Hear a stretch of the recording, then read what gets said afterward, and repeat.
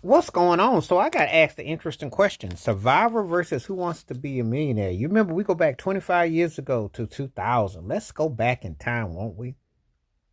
One thing about me with no form of entertainment, I cover a wide range of eras and times, and my memory is pretty long. I've been very blessed to have a great memory of things and what I remember watching and, the things that I enjoyed. I'm going to put an emphasis on that because some things I enjoyed because they hit, and it all depends on what it was. Survivor was what I call the kind of show that if you could just do the most inane things that you would normally eat or drink to survive, you would do. And people took it upon themselves to really be about that life. I didn't really always understand it.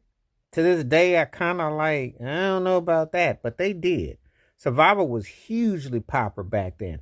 And they would go into the most desperate measures of places, and people would eat and drink and do whatever it took just to get that mighty dollar. And who could last the longest? It was crazy. But Survivor was a real popular show.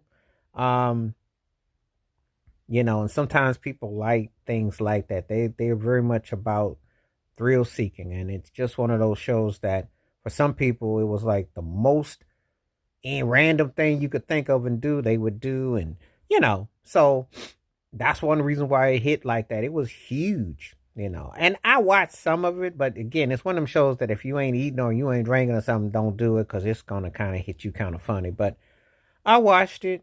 Um, you know, um, I was kind of like shrug shoulders with it. It's kind of like, okay, it's all right. I could take it or leave it. It's just one of those things that, you know, I was kind of like, I don't know. You kind of like see it for what it is, um, you know, and then you kind of like whatever. So like, I don't know. you know. But when we get to Who Wants to Be a Millionaire, talk about pressure cooker, Regis Philbin. Talk about you have to like decide you're gonna use your lifeline, what you know. I like it when people were really nerdy and knew the stuff, and then there are people who didn't. And then it was the most simplest stuff they didn't. But Who Wants to Be a Millionaire is kind of like Jeopardy in a sit down stage where you get the questions and answers, but you gotta really think about it.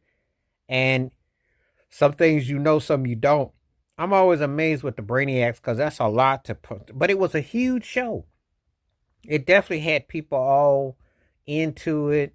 They were really getting deep with it. Some of it, it was very compelling TV. And it definitely had my interest where I was like, okay, can you make this thing happen?